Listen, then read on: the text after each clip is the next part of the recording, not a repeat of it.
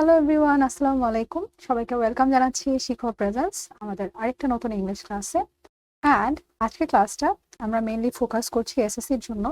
তবে আজকের ক্লাসে এমন একটা টপিক, সেটা যদি এসএসসি না থেকে তুমি যদি 9-এ পড়ো, 8-এ পড়ো, 7-এ পড়ো, 6-এ পড়ো বা এইচএসসিতে পড়ো, সেই ক্ষেত্রেও তোমার অনেক কাজে আসবে। অ্যান্ড আজকে আমরা এমন একটা টপিক পড়বো, ন্যারেশন। আমরা হচ্ছি divided by classes but united by hatred for narration. সবাই আমরা কি করি, ন্যারেশনকে অনেক বেশি অপছন্দ করি।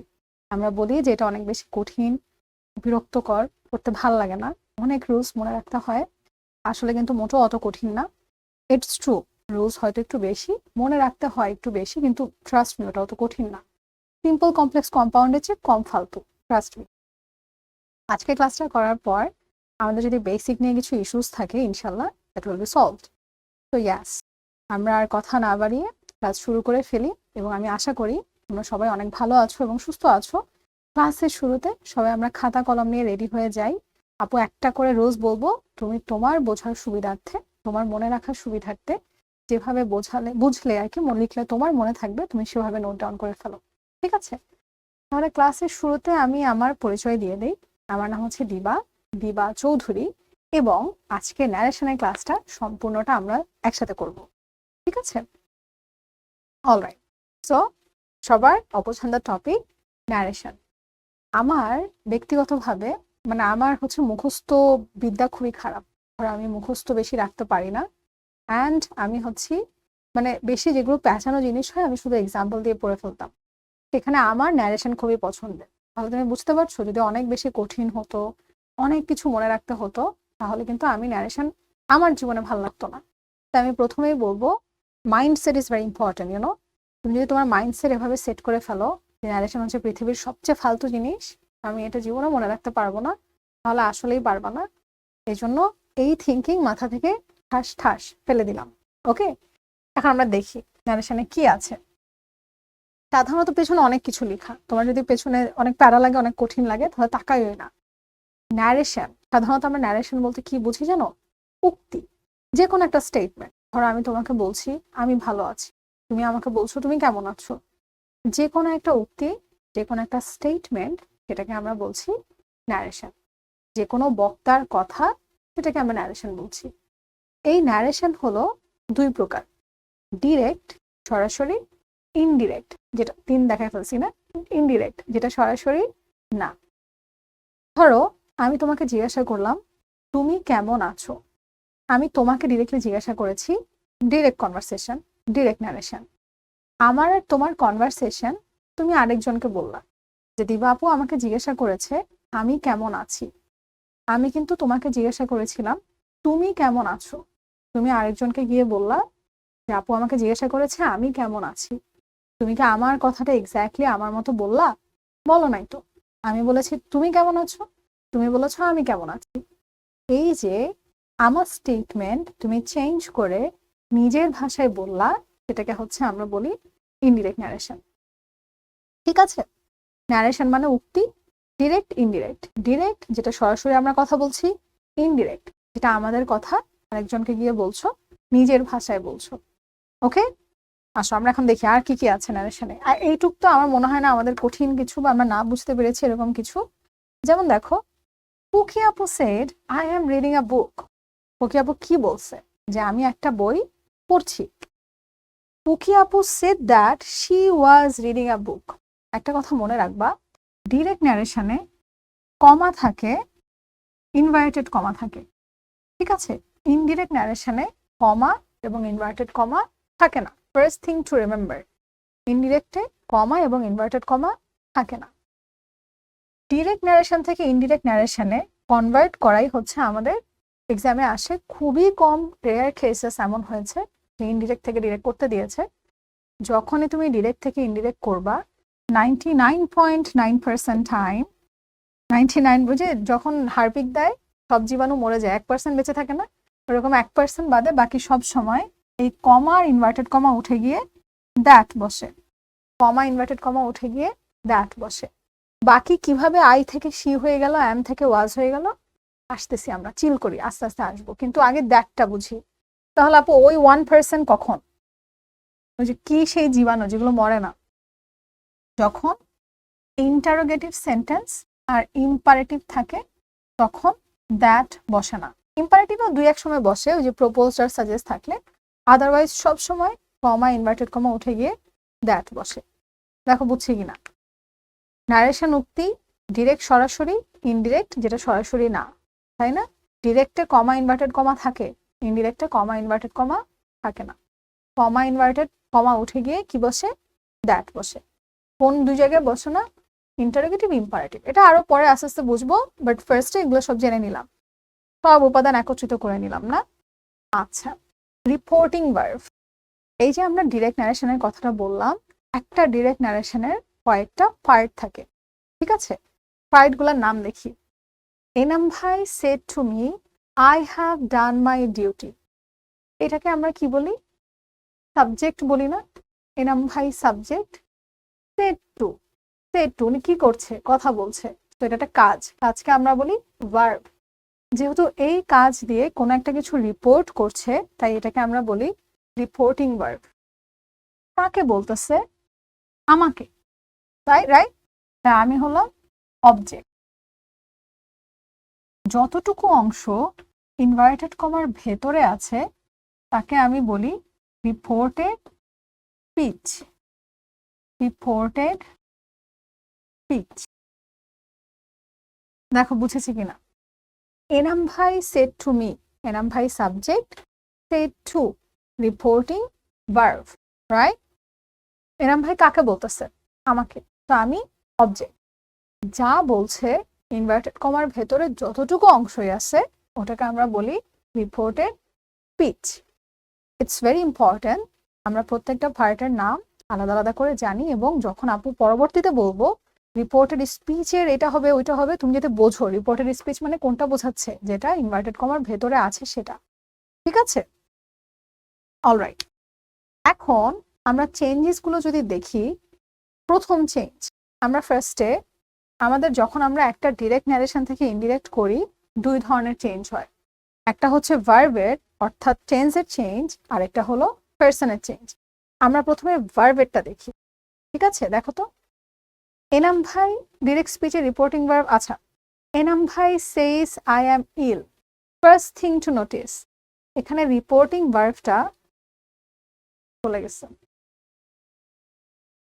এনাম ভাই সেজ আই অ্যাম ইল, এই সেন্টেন্সে রিপোর্টিং ভার্বটা কোন টেন্সে আছে? একটা রিপোর্টিং ভার্ব তিন ভাবে থাকতে পারে, প্রেজেন্ট, পাস্ট, ফিউচার। প্রেজেন্টে কিভাবে থাকতে পারে? সেইস টু অথবা সেই টু, তাই না? পাস্টে থাকতে পারে সেই টু, ফিউচারে থাকতে পারে উইল সেই টু, রাইট? আবার টু ছাড়াও থাকতে পারে।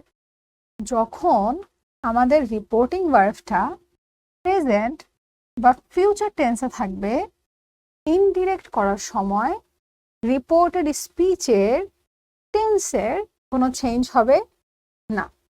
আবার বলি, আমাদের ডিরেক্ট ন্যারেশনের এই রিপোর্টিং ভার্বটা যখন প্রেজেন্ট বা ফিউচার টেন্সে থাকবে, প্রেজেন্ট সেইস টু বা সেই টু, বা future tense will say to, এরকম থাকবে। ইনডিরেক্ট করার সময় এই যে এখানে আমাদের রিপোর্টিং স্পিচের একটা টেন্স আছে না, I am sick, I am ill, present, এটার কোনো চেঞ্জ হবে না। পাস্ট থাকলে কি হবে সেই কথায় পরে আসতেছি, বুঝছো কিনা? তো ডিরেক্ট ন্যারেশনের রিপোর্টিং ভার্ব প্রেজেন্ট বা ফিউচারে থাকলে ইনডিরেক্ট করার সময় সেটার কোনো রকম চেঞ্জ হয় না। কিসের? রিপোর্টেড স্পিচের টেন্সে। সো এনাম ভাই সেজ আই অ্যাম ইল, এনাম ভাই says that he is ill. দেখো অ্যাম প্রেজেন্টে আছে, ইজ প্রেজেন্টেই আছে, শুধু কি চেঞ্জ হলো? হি। আপু হি কেন চেঞ্জ হলো? পার্সন কত প্রকার? তিন প্রকার, ফার্স্ট, সেকেন্ড, থার্ড। এই যে রিপোর্টেড স্পিচটা লিখলাম, এই রিপোর্টেড স্পিচের এই পার্সনটা, সাবজেক্টটা কোন পার্সনে আছে? রিপোর্টেড স্পিচের সাবজেক্ট কি? আই না? আই কোন পার্সনে আছে? First person. রিপোর্টেড স্পিচের সাবজেক্ট যদি ফার্স্ট পার্সনে থাকে সেটা হোল সেন্টেন্সের সাবজেক্টকে ফলো করবে।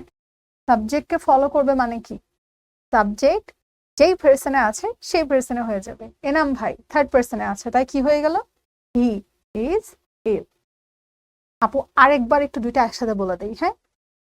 একটা ডিরেক্ট ন্যারেশন থেকে ইনডিরেক্ট করার সময় দুই ধরনের চেঞ্জ হয়, ভার্বের আর পার্সনের। কারণ আমি তোমাকে বলেছিলাম তুমি কেমন আছো, তুমি আরেকজনকে গিয়ে বলেছো আমি কেমন আছি, তুমি হয়ে গেল আমি, পার্সন চেঞ্জড। আছো হয়ে গেল আছি, ভার্ব বা টেন্স চেঞ্জড, রাইট। এখন আমরা শিখি কেমন চেঞ্জ হলো। প্রথম জিনিস, তোমার রিপোর্টিং ভার্বটা যদি প্রেজেন্ট বা ফিউচার টেন্সে থাকে, ধরো এই যে সেইজ আছে বা সেইজ টু থাকে অথবা উইল সেই থাকে, সেই ক্ষেত্রে ইনডিরেক্ট করার সময় প্রশ্নে রিপোর্টের স্পিচে যে ভার্ব ছিল প্রেজেন্ট আছে না, আই অ্যাম ইল, চেঞ্জ করার পরও প্রেজেন্টই থাকবে। ওকে, সেকেন্ড থিং, শুধু পার্সনটা চেঞ্জ হয়। পার্সন এখানে না, পার্সন যেখানেই সাবজেক্ট ফার্স্ট পার্সন থাকবে, চেঞ্জ করার পর সেটা ফার্স্ট পার্সন হোল সেন্টেন্সের সাবজেক্টকে ফলো করবে। রিপোর্টেড স্পিচের সাবজেক্ট ফার্স্ট পার্সন থাকলে হোল সেন্টেন্সের সাবজেক্টকে ফলো করবে। তো এনাম ভাই says that he is ill। আরেকটা এক্সাম্পল দেখো, he has said প্রেজেন্টে আছে, he has said I have done my duty। আবার সাবজেক্টটা ফার্স্ট পার্সন আছে মানে হোল সেন্টেন্সের সাবজেক্টকে ফলো করবে। তো he has said that, that এসেছে কোত্থেকে, কমা ইনভার্টেড কমা উঠে গিয়ে, he has done his duty। হি কোত্থেকে আসলো, ওই যে হোল সেন্টেন্সের সাবজেক্টকে ফলো করলো হি, হি সাথে তো হ্যাভ না হ্যাজ বসে, ডান হিজ ডিউটি। আমি আশা করি একটু ক্লিয়ার হয়েছে আমাদের, তাই না? দেখো আমাদের প্রেজেন্ট বা ফিউচারে থাকলে কি হবে, সেটার কাজ ডান, সো আপু এটা মুছে দিলাম। প্রেজেন্টের কাজও ডান, ফিউচারের কাজও ডান। এখন আমরা দেখি পাস্টে থাকলে কি হবে। ঠিক আছে, মানে রিপোর্টিং ভার্বটা পাস্টে থাকলে, অনেক আঁকাআঁকি করে ফেলছি না, একটু ক্লিন করে দিই। আমরা দেখে ফেললাম যে আমাদের যখন রিপোর্টিং ভার্বটা প্রেজেন্ট থাকে, যে সেইজ থাকে, তখন কি হবে। এখন আমরা দেখব পাস্টে থাকলে কি হবে, অর্থাৎ সেড বা সেড টু থাকলে কি হবে। সেই ক্ষেত্রে আমরা কি বলি দেখো, he said I write a letter, easy peasy lemon squeezy. প্রেজেন্টে আছে না, I write a letter, past হয়ে যাবে। আবার বলি, একটা ডিরেক্ট ন্যারেশনের রিপোর্টিং ভার্ব যখন পাস্টে থাকে, ইনডিরেক্ট করার সময় রিপোর্টেড স্পিচের টেন্স প্রেজেন্ট থেকে পাস্ট হয়ে যায়, প্রেজেন্ট থেকে পাস্ট হয়ে যায়। He said I write a letter, he said that he wrote a letter, wrote past হয়ে গেছে, রাইটার পাস্ট। আই থাকলে কেন হি আসছে এটা তো আমরা জানি, কারণ সাবজেক্ট ফার্স্ট পার্সন থাকলে হোল সেন্টেন্সের সাবজেক্টকে ফলো করবে, আর কমা ইনভার্টেড কমা উঠে গিয়ে দ্যাট বসছে। দেখো বুঝেছি কিনা। He said I am reading, just am রিডিংটা কি হয়ে যাবে, was reading. He said that he was reading. She said I have done my duty, she said that she had done her duty. এক্ষেত্রে খেয়াল রাখবা, মাই একটা পজিটিভ ফর্ম আছে, মাই থাকলে হার কেন হয়ে গেছে, ও করেছে তার কাজ, তাই না? আমি তোমাকে বললাম দেখো আমি আমার ক্লাস নিয়েছি, তুমি তাহলে কি বলবা, আপু আপুর ক্লাস নিয়েছে। আপু তো একবার চেঞ্জ করেছই আমির জায়গায়, আবার আপুর বলতে হয়েছে না, তো হার ডিউটি, হার, এটা খেয়াল রাখতে হবে। হ্যাঁ, alright. They said we have been working for 2 hours। Past আমরা কিভাবে করতে পারবো, they said that they had been working for 2 hours, present থেকে পাস্ট। ঠিক আছে, তাহলে আমরা এতটুকু কি শিখলাম, আমাদের রিপোর্টিং ভার্বটা পাস্ট থাকলে রিপোর্টেড স্পিচ প্রেজেন্ট থেকে পাস্ট হয়ে যাবে, সিম্পল, শেষ।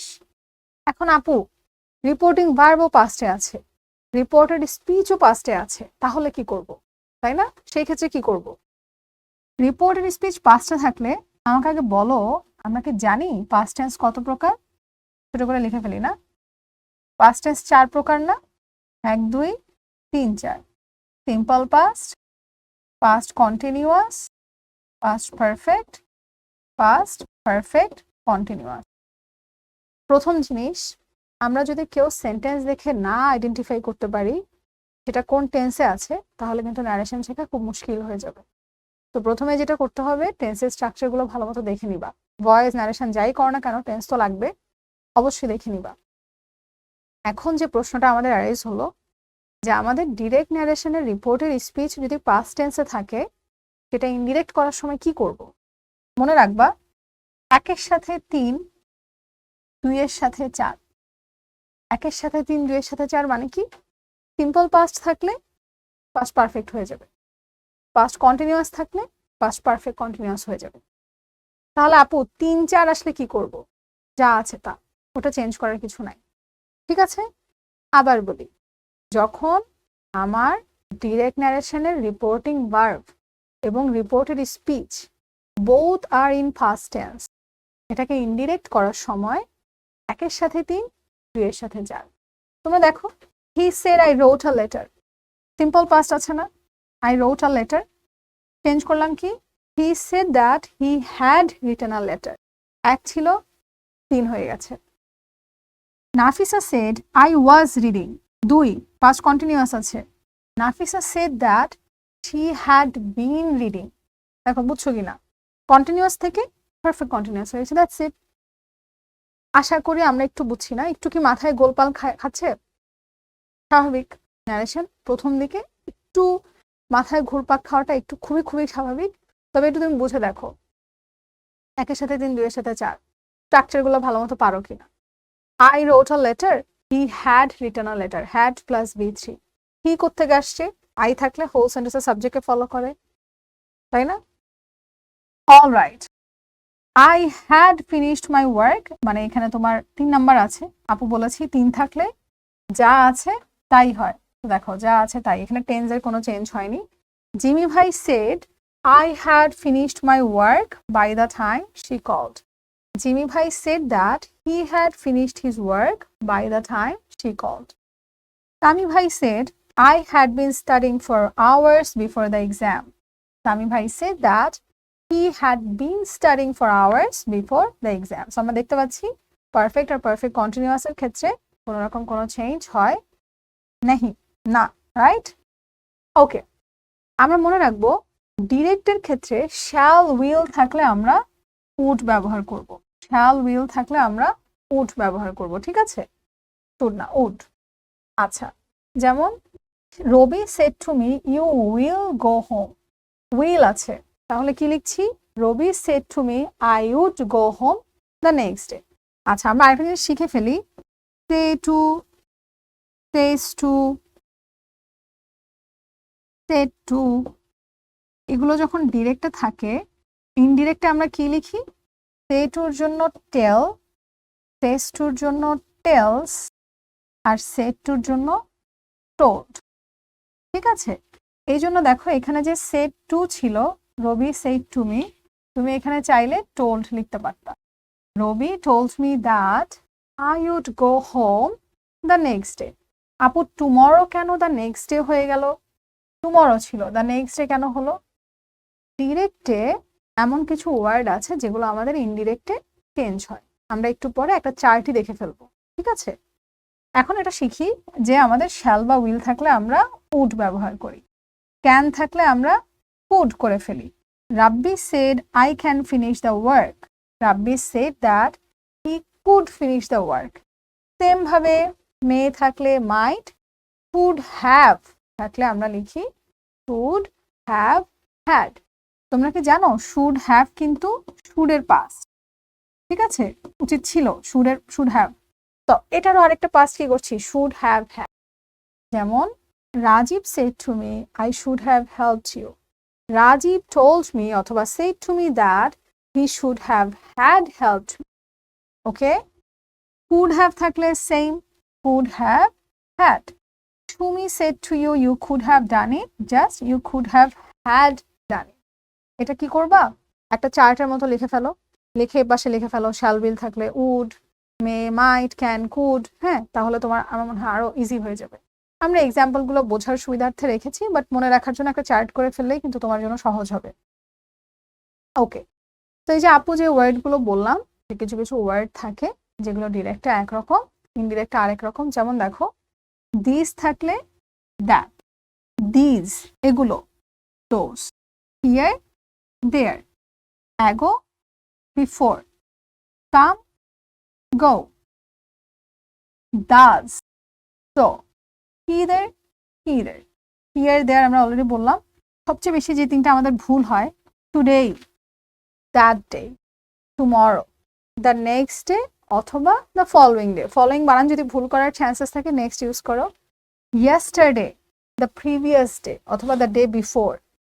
লাস্ট মান্থ, ইয়েস্টারডে যদি প্রিভিয়াস ডে হয় তাহলে লাস্ট মান্থ কি হবে? The previous month. Now, then, must, had to. ব্যাপারটা হচ্ছে কি, তুমি তো ইনডিরেক্টে সবসময় চেঞ্জ করে ফেলছো, প্রেজেন্টটাকে পাস্ট করে ফেলছো, এই জন্য নাও হয়ে যাবে দেন, এখন হয়ে যাচ্ছে তখন। অলরাইট, এখন আমরা একটু দেখি আনরিয়াল পাস্ট টেন্স, সেই ক্ষেত্রে আমরা কি করব। He said it is time we left the place. He said that it was time they left the place. অর্থাৎ উইশ, উড, রাদার, সুনার, এখানে আপু হ্যাড লেফট কেন হলো না? আমরা তো জানি যে একের সাথে 3 হয়, তাই না? পাস্ট টেন্স থাকলে হয়নি কারণ ইট ইজ টাইম, তুমি একটা আনরিয়াল পাস্ট বোঝাচ্ছ, যেটা ঘটার সম্ভাবনা নাই, ঘটবে না, সেই জন্য আমরা সেখানে পাস্ট টেন্স চেঞ্জ করব না। এনাম ভাই সেড আই উইশ আই স্ল্যাং। এনাম ভাই said that he wished he স্ল্যাং। ঠিক আছে, আচ্ছা। I said to him you might go. এখানে আমরা কি করছি দেখো, মাইট যখন থাকে ডেফিনেটলি মাইট তো চেঞ্জ করার কিছু নাই, আমরা জানি মে থাকলে মাইট হয়, বাট মাইট তো চেঞ্জ হয় না। তো আই টোল্ড হিম বা I said to him that he might go. আচ্ছা, আমাদের প্রথম পোল কোশ্চেন একটু দেখো। John said I wish I could play the piano. এখানে আমাদের কোনটা হবে? এখানে আমরা আনরিয়াল পাস্টের কথা বলছি কিন্তু, তাহলে John said that he wished he could play the piano. এখানে কুডটা আমরা কুড হ্যাভ করছি না, ঠিক আছে, কারণ এটা আনরিয়াল পাস্ট। আচ্ছা, এখন আমরা দেখি অ্যাসার্টিভ সেন্টেন্সকে আমরা কিভাবে ইনডিরেক্টে নিব। Simple, Jebin said I am reading a book. আমি কি লিখলাম? Jebin said that she was reading a book. Comma, inverted comma উঠে গিয়ে দ্যাট বসেছে। আই ফার্স্ট পারসন আছে, তাই সাবজেক্টকে ফলো করেছে। Jebin, she is a girl, right, তাই শি বসেছে। আমার সেন্টেন্সটা রিপোর্টেড স্পিচ, রিপোর্টিং ভার্বটা আছে পাস্টে, রিপোর্টেড স্পিচটা আছে প্রেজেন্টে, এবং আমি শিখেছি রিপোর্টেড স্পিচ যদি প্রেজেন্টে থাকে তাহলে হচ্ছে চেঞ্জ করার সময় সেটা পাস্টে হয়ে যাবে, তাই না? এই জন্য দেখো আই অ্যাম রিডিং আ বুকটা হয়ে গেল she was reading a book, past হয়ে গেল, easy. Imran said I will do my homework. আমরা একটু আগেই শিখলাম উইল থাকলে আমরা কি লিখবো? উড। তো Imran said that he would do his homework. আমাদের অ্যাসার্টিভ সেন্টেন্সের ক্ষেত্রে আমরা কি করি? জাস্ট সিম্পলি একটু আগে যে রুলস শিখলাম সেটা অ্যাপ্লাই করে দিই। তবে একটা জিনিস দেখো, Ruman said to Sabbir you are wrong. You, এতক্ষণ আমাদের রিপোর্টেড স্পিচের সাবজেক্টটা ছিল তোমার কোন পারসন? ফার্স্ট পারসন, এই জন্য হোল সেন্টেন্সের সাবজেক্টকে ফলো করতো। যদি সেকেন্ড পারসন থাকে অবজেক্টকে ফলো করে। ফার্স্ট পারসন আপু লিখে দেই, হ্যাঁ, ফার্স্ট পারসন সাবজেক্টকে ফলো করে, সেকেন্ড পারসন অবজেক্টকে ফলো করে, আর থার্ড পারসন কোনো চেঞ্জ হয় না, যা আছে তা, নো চেঞ্জ। ঠিক আছে, তো Roman said to Sabbir you are wrong. Roman said to অথবা told Sabbir that he was wrong. এখানে দেখো দুজনেই যেহেতু ছেলে, হি বলতে আমরা কাকে বোঝাচ্ছি সেটা একটু দেখতে হবে, এই জন্য আমি ফার্স্ট লেটারটা লিখে দিলাম যে সাব্বির। প্যাসেজ ন্যারেশনের ক্ষেত্রে অবশ্যই তুমি মেনশন করে দিবা যে কাকে বোঝাচ্ছ, ঠিক আছে? অলরাইট, আমরা এখন আসি ইন্টারোগেটিভ সেন্টেন্সে, অর্থাৎ যে সেন্টেন্সে আমরা প্রশ্ন করি, ঠিক আছে? এখন একটা প্রশ্নে এখানে অনেক কিছু লেখা। প্রথমত, একটা ইন্টারোগেটিভ সেন্টেন্সে তোমার সাথে আমার কথা হয় না, আমরা প্রশ্ন করি, জিজ্ঞাসা করি, তাই আমরা টোল, টেল, টেলস এর জায়গায় ব্যবহার করব আস্ক। ঠিক আছে, টোল, টেল এগুলোর জায়গায় আমরা ব্যবহার করব আস্ক। তৃতীয় জিনিস, একদম শুরুতে আপু বলেছিলাম ইন্টারোগেটিভ সেন্টেন্সে কমা ইনভার্টেড কমা উঠে গিয়ে দ্যাট বসে না। তাহলে ইন্টারোগেটিভের প্রথম জিনিস কি শিখলাম? আস্কড বসে। দ্বিতীয় জিনিস শিখলাম কমা ইনভার্টেড কমা উঠে গিয়ে দ্যাট বসে না। থার্ড জিনিস, একটা ইন্টারোগেটিভ সেন্টেন্সে দুইভাবে প্রশ্ন করা যায়। একটা হলো WH দিয়ে, ধরো হোয়াট ইজ ইউর নেম। আরেকটা হলো অক্সিলারি ভার্ব দিয়ে, আর ইউ ওকে। WH দিয়েও করা যায়, অক্সিলারি ভার্ব দিয়েও করা যায়। তো WH দিয়ে যখন আমরা করব তখন WH দিয়ে তুমি যেটা বলছো সেম থাকবে। ধরো হোয়াট ইজ ইউর নেম, হোয়াটই থাকবে। কিন্তু অক্সিলারি ভার্ব যখন তুমি ব্যবহার করছো, are you okay, okay are you going there, is she fine, তখন আমরা ওই অক্সিলারি ভার্বের পরিবর্তে ইফ অথবা ওয়েদার ব্যবহার করব। বুঝেছি কিনা? আবার বলি, ইন্টারোগেটিভ সেন্টেন্স মানে যেই সেন্টেন্সে প্রশ্ন করা হয়। ইন্টারোগেটিভ সেন্টেন্সে যেহেতু জিজ্ঞাসা করা হয়, তাই টেল বা টোল্ড এর পরিবর্তে আস্কড ব্যবহার করা হয়। ঠিক আছে? ইন্টারোগেটিভ সেন্টেন্সে কমা ইনভার্টেড কমা উঠে গিয়ে দ্যাট বসে না। একটা ইন্টারোগেটিভ সেন্টেন্সে দুইভাবে প্রশ্ন করা যায়, WH দিয়ে, অক্সিলারি ভার্ব দিয়ে। WH দিয়ে প্রশ্ন করলে ওই রিলেটিভ প্রোনাউনটা সেম টু সেম থাকবে, আর অক্সিলারি ভার্ব দিয়ে প্রশ্ন করলে ওই অক্সিলারি ভার্বের পরিবর্তে ইফ অথবা ওয়েদার নিয়ে আসবো। ঠিক আছে? আরেকটা জিনিস আমরা মনে রাখবো, আমাদের কাজ হলো ইনডিরেক্ট স্পিচে, ইনডিরেক্ট ন্যারেশনে একটা ইন্টারোগেটিভ সেন্টেন্সকে অ্যাসার্টিভে কনভার্ট করা। তো আমরা একটা প্রশ্নকে, আর প্রশ্ন যেহেতু রাখি না, তাই অক্সিলারি ভার্ব কখনো আগে বসবে না।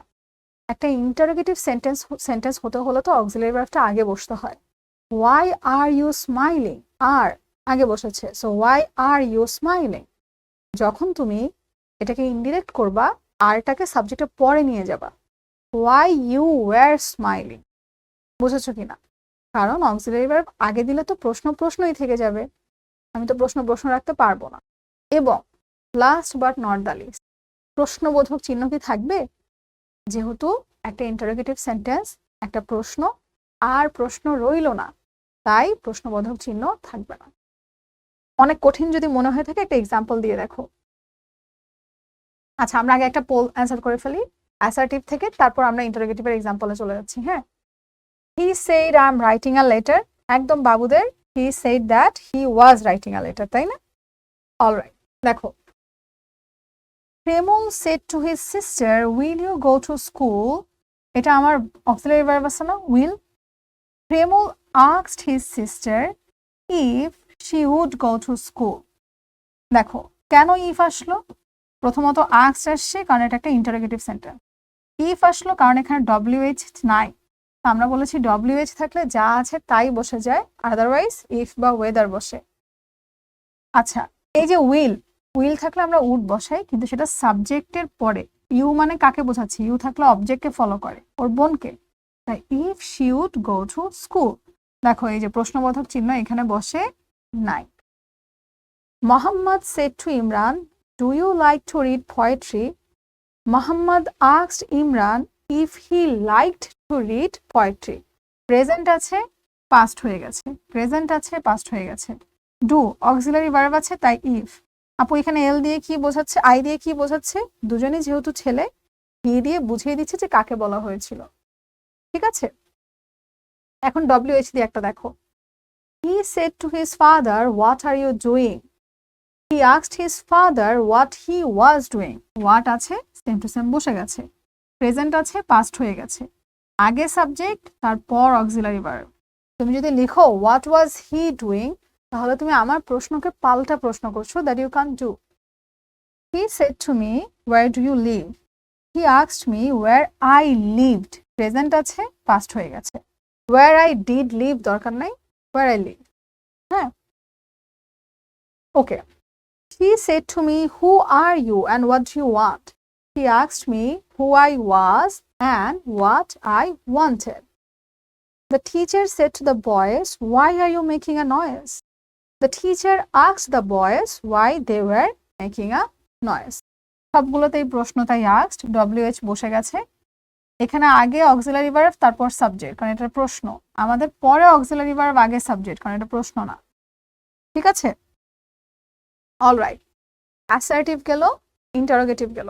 ইম্পারেটিভ, সাধারণত আমরা ইম্পারেটিভ সেন্টেন্স বলতে বোঝাই যখন আমরা কোনো একটা সেন্টেন্সে কি করি, আদেশ, উপদেশ, এরকম কিছু বোঝাই, তাই না? তখন আমরা সেটাকে ইম্পারেটিভ সেন্টেন্স বলে থাকি। তো একটা ইম্পারেটিভ সেন্টেন্সে যেহেতু তুমি কথাও বলছো না, জিজ্ঞাসাও করছো না, অনুরোধ করতে পারো, সেই ক্ষেত্রে তুমি বলবা রিকোয়েস্ট। আদেশ করা বোঝাচ্ছে অর্ডার অথবা কমান্ড। উপদেশ বোঝাচ্ছে অ্যাডভাইস। আদারওয়াইজ আমরা টেল দ্বারাই করতে পারি। ঠিক আছে, আমরা এক্সাম্পল দিয়ে যদি দেখি, হি said to me please give me a glass of water. আপু শুরুতেই বলেছিলাম ওই যে ওয়ান পার্সনে দ্যাট বসে না, একটা হলো ইম্পারেটিভ আর একটা হলো ইন্টারোগেটিভ। ইম্পারেটিভে কি বসে? দ্যাট বসে, সরি টু বসে, টু, দ্যাট উঠে গিয়ে টু বসে। তো হি said to me please give me a glass of water, তাই না? হি রিকোয়েস্টেড মি, প্লিজ বলেছে, তার মানে তো রিকোয়েস্টই, তাই না? তো he requested me to give him a glass of water. বুঝতে পারছি কিনা? আরেকটা দেখি, the teacher said to the student always speak the truth. Teacher তো অ্যাডভাইস করছে, তাই না? এটা তো একটা উপদেশ। তাহলে the teacher advised the student to speak the truth always, অথবা to always speak the truth, no problem. The captain said to the soldiers, fire on. Command করছে, আদেশ দিয়েছে। The captain commanded the soldiers to fire on. Just একটা true বসিয়ে দিলাম। ঠিক আছে, father said to his son, don't quarrel. এখানে কিন্তু আমরা forbade ব্যবহার করতে পারি। কেন? forbade মানে হলো মানা করা। তুমি এভাবেও লিখতে পারতা, father ordered his son to not quarrel অথবা not to quarrel, বাট আমরা ডিরেক্টলি অর্ডারের জায়গায় ফরবেড লিখতে পারি। এছাড়াও আমরা বেগ, এনকারেজ, রেকমেন্ড, ফরবিড এগুলো ব্যবহার করতে পারি। সেন্টেন্সের অর্থ বুঝে আমরা সেখানে ব্যবহার করতে পারি। ঠিক আছে, আচ্ছা, ওকে। এখন আমরা আরেকটা জিনিস দেখি। ধরো তোমরা আমাকে ডাকছো হচ্ছে আপু। এখন আমার নাম কিন্তু আপু না, আমার নাম কি? দিবা। তাহলে তুমি আমার নাম ছাড়া যখন আমাকে অন্য কিছু দ্বারা সম্বোধন করো, সেটা হোক বন্ধু, আমরা বন্ধু কি বলি? দোস্ত, মামা বলছি না? আমার আম্মুকে আমি আম্মু ডাকছি, আম্মুর নাম তো আম্মু না। আবার টিচারকে আমরা ম্যাম বা স্যার ডাকছি, তার নাম তো ম্যাম বা স্যার না। তো যখনই তুমি কোনো মানুষকে তার নাম ব্যতীত অন্য কিছু দ্বারা অ্যাড্রেস করবা, অ্যাড্রেস মানে কি? সম্বোধন করবা, এটাকে ইনডিরেক্ট করার সময় আমরা কি লিখবো? অ্যাড্রেসিং দেম অ্যাজ ফ্রেন্ডস, অথবা শুধু অ্যাড্রেসিং অ্যাজ ফ্রেন্ডস। এখানে বন্ধু বলে সম্বোধন করেছে, হি said to them friends help me. বন্ধু বলে সম্বোধন করেছে, তাই addressing them as friends he requested them to help him. আমি যদি বলতাম father help me, addressing as father she requested him to help হার। বুঝেছো? তোমার নাম দ্বারা অন্য, সরি, নাম ছাড়া অন্য কিছু দ্বারা সম্বোধন করলে আমরা সেখানে অ্যাড্রেসিং অ্যাজ ব্যবহার করব। ঠিক আছে, অলরাইট। তো এটা ছিল আমাদের ইম্পারেটিভ। এখন আমরা আসি অপটেটিভ সেন্টেন্সে। আমরা অপটেটিভ বলতে কি বুঝি? যখন আমরা কোনো সেন্টেন্সে দোয়া বা প্রার্থনা বোঝাই, সেটাকে আমরা অপটেটিভ সেন্টেন্স বলি। দোয়া বা প্রার্থনা, যেহেতু দোয়া বা প্রার্থনা বোঝাচ্ছি, তখন সেখানে আমরা কি বসাই? উইশ বা প্রে। হয় তুমি উইশ করছো বা তুমি প্রে করছো। আমরা এক্সাম্পল দিয়ে বুঝে যাই। Father said to me, may you pass the exam. বাবা কি বলছো? তুমি আশা করি, দোয়া করে তুমি এক্সামে পাস করো। তো ফাদার প্রেড দ্যাট অথবা উইশ দ্যাট, আগে সাবজেক্ট ইন্টারোগেটিভের মতো, I might pass the exam. আপু মাইট কেন আসলো? মেয়ে থাকলে কি হয়? মাইট হয়ে যায় না? The teacher said to the students, may Allah bless you. আমি তোমাদের সবার জন্য দোয়া করি, may Allah bless you guys. তো আমরা এটা কি লিখতে পারি? দ্য টিচার উইশড বা prayed that Allah might bless the student. খুবই সহজে, অপটেটিভে আর কোনো রুলস নাই। ঠিক আছে, এরপর আমরা আসি এক্সক্লামেটরি সেন্টেন্সে। এক্সক্লামেটরি বলতে আমরা কি বুঝি? যখন আমরা একটা সেন্টেন্সে কোনো কিছু এক্সক্লেম করি, আমাদের এক্সপ্রেশন দ্বারা, ইমোশন দ্বারা এক্সক্লেম করি। তো আমরা যদি হ্যাপি হ্যাপি হই, তাহলে আমরা কি বলবো? exclaimed with joy. আমরা যদি sad হই তাহলে কি বলবো? exclaimed with sorrow. হ্যাপি হলে exclaimed with joy, sad হলে exclaimed with sorrow. এছাড়াও আমরা হাউ বা হোয়াট উঠিয়ে ভেরি বা গ্রেট বসাই, ঠিক আছে? হাউ বা হোয়াট থাকলে ভেরি বা গ্রেট। এক্সাম্পল দেখো, the student said hurrah our team has won the game. খুশি খুশি না? তো যখন তুমি এটাকে অ্যাসার্টিভ করবা কি বলবা? The students exclaimed with joy that, বাকিটা যা আছে তা প্রেজেন্টে আছে, পাস্ট হয়ে গেছে, so that their team had won the game. এখানে তুমি এক্সক্লেইমড উইথ জয়ের জায়গায় ক্রাইড আউট বা শাউটেড ব্যবহার করতে পারতা, বাট আমার মনে হয় এতগুলা গুলায় যাবে, এক্সক্লেইমড উইথ জয় থাকো, ইজি বিজি লেমন স্কুইজি, ঠিক আছে? অলরাইট, একটা সেন্টেন্স দেখো, এখানেও দুঃখ প্রকাশ করতেছে, মেয়েটার কলম হারিয়ে গেছে। দ্য গার্ল, ও সরি কলম না, পার্স হারিয়ে গেছে। The girl said alas I have lost my purse, আমি আমার পার্স হারিয়ে ফেলেছি। alas মানে হচ্ছে লাইক ও নো, এরকম। তাহলে আমরা কি লিখতে পারি? The girl exclaimed with sorrow that she had lost her purse. দেখো বুঝেছি কিনা? দুঃখ, তাই exclaimed with sorrow, comma inverted উঠে গিয়ে দ্যাট, আই আছে, হোল সাবজেক্ট, হোল সেন্টেন্সের সাবজেক্ট কোথায়? এই যে ফলো করলো she, প্রেজেন্ট আছে, পাস্ট হয়ে গেছে, বেশ। Alright, Sylvia said what a fine bird it is. How বা হোয়াট থাকলে আমরা কি করব? ভেরি ব্যবহার করতে পারি, এবং ইট ইজ সাবজেক্টকে আগে নিয়ে আসতে হবে। Sylvia exclaimed with joy that it was a very fine bird. It was present আছে না, তাই past, was a very fine bird. আমরা এখানে ভেরি কেন ব্যবহার করলাম? কারণ হোয়াট বা হাউ থাকলে আমরা ভেরি বা গ্রেট ব্যবহার করি, ঠিক আছে? অলরাইট, এখন দেখো, আমরা যদি প্যাসেজ ন্যারেশন শিখতে যাই, প্যাসেজ ন্যারেশনের জন্য আপু আলাদা কি কোনো রুলস আছে? না, কিন্তু কয়েকটা বিষয় একটু মাথায় রাখতে হবে। যেমন প্রথমটা হচ্ছে তোমার সাবজেক্ট আর অবজেক্ট খুঁজে বের করতে হবে। এখানে দেখো সাবজেক্ট অনেক পরে আছে, the teacher to Susmita. Subject যেখানেই থাকুক না কেন তোমাকে খুঁজে বের করে সবার আগে নিয়ে এসে লিখতে হবে। দ্য টিচার আস্কড সুস্মিতা, এগুলো তো তুমি নিজেরই বুঝবা, বাট তোমার প্রথম কাজ হলো সাবজেক্ট এবং অবজেক্ট খুঁজে বের করা, এটা ফার্স্ট কাজ। দ্বিতীয় কাজ, একটা মানুষ যদি একের বেশি কথা বলে সেই ক্ষেত্রে আমরা বলবো added that, also said that, again said that, further added that. একজন যদি একের বেশি কথা বলে, একের বেশি প্রশ্ন করলে asked, again asked, also asked, further asked.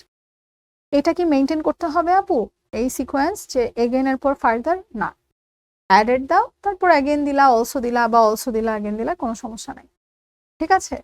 তারপর একটু আগে যেটা আমরা বলেছিলাম, দুজনে যদি ফিমেল হয় বা দুজনে যদি মেল হয় সেই ক্ষেত্রে আমাদের ব্র্যাকেটে নামের ফার্স্ট লেটার লিখে দিতে হবে, ঠিক আছে? আরেকটা জিনিস আমরা মনে রাখবো, ইয়েস আর নো থাকলে আমরা কি লিখবো? ইয়েস এর জন্য রিপ্লাইড ইন দ্য অ্যাফার্মেটিভ, আর নো এর জন্য রিপ্লাইড ইন দ্য নেগেটিভ, ঠিক আছে? তো আমরা একটা দেখে ফেলি এক্সারসাইজ কি বলছে।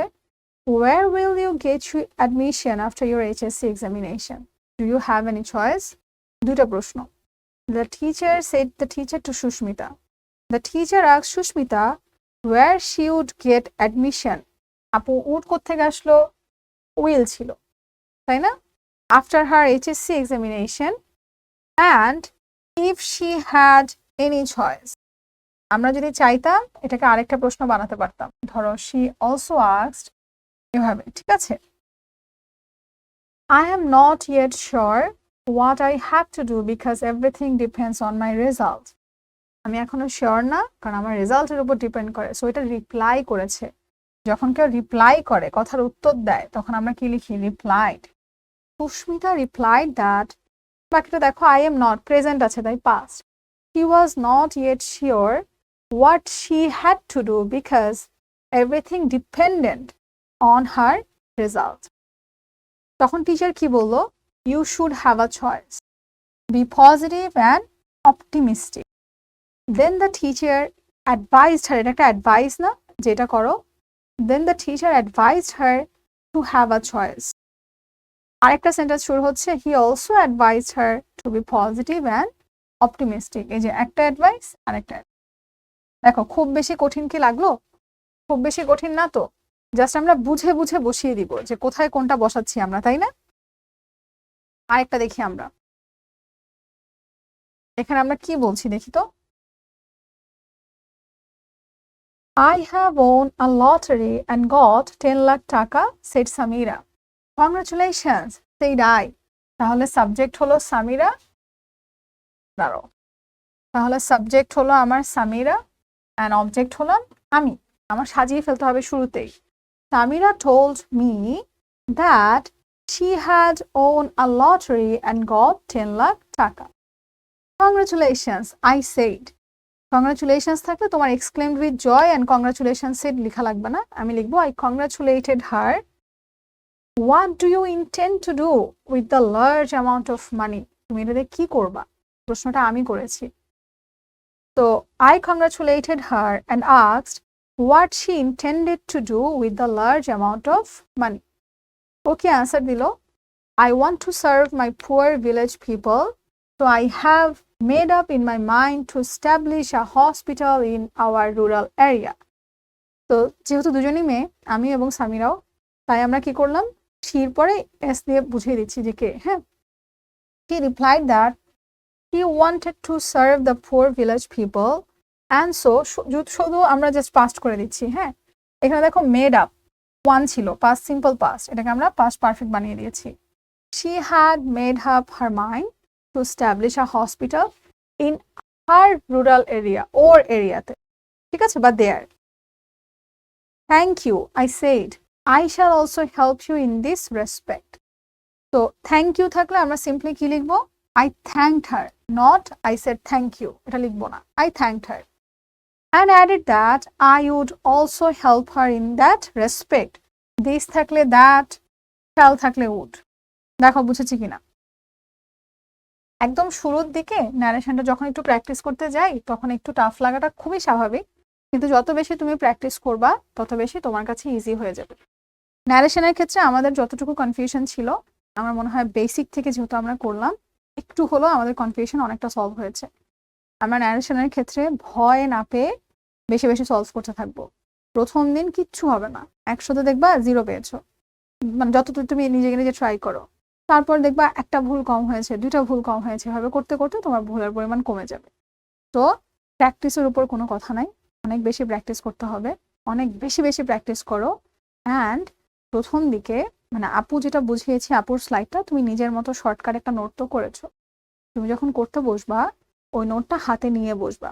ফার্স্টে কয়েকবার নোট দেখে দেখে করো, সমস্যা নাই, একবার দেখে করো, 2বার দেখে করো, 3rd 4th টাইম আর নোট দেখে করা লাগবে না, তখন এমনিই পারবা, ঠিক আছে? সো আমাদের এক্সাম সামনে, আমরা বেশি বেশি প্র্যাকটিস করি, প্রতিদিন চেষ্টা করি একটা করে মডেল টেস্ট প্র্যাকটিস করার, তাহলে ইনশাল্লাহ আমাদের কভার আপ হয়ে যাবে। আর এছাড়া কোনো হেল্পের জন্য আমরা তো আছি। যারা ক্লাসের শুরু থেকে শেষ পর্যন্ত ছিলে সবাইকে অনেক ধন্যবাদ ক্লাসে থাকার জন্য। তোমরা সবাই ভালো থাকো, সুস্থ থাকো, বেশি বেশি প্র্যাকটিস করো। ইংরেজি ভয় পাওয়ার কিছুই না। খুবই দ্রুত অন্য একটা ক্লাসে অন্য কোনো দিন আবার দেখা হবে। টিল দেন আল্লাহ হাফেজ, আসসালামু আলাইকুম, টেক কেয়ার, বাই বাই।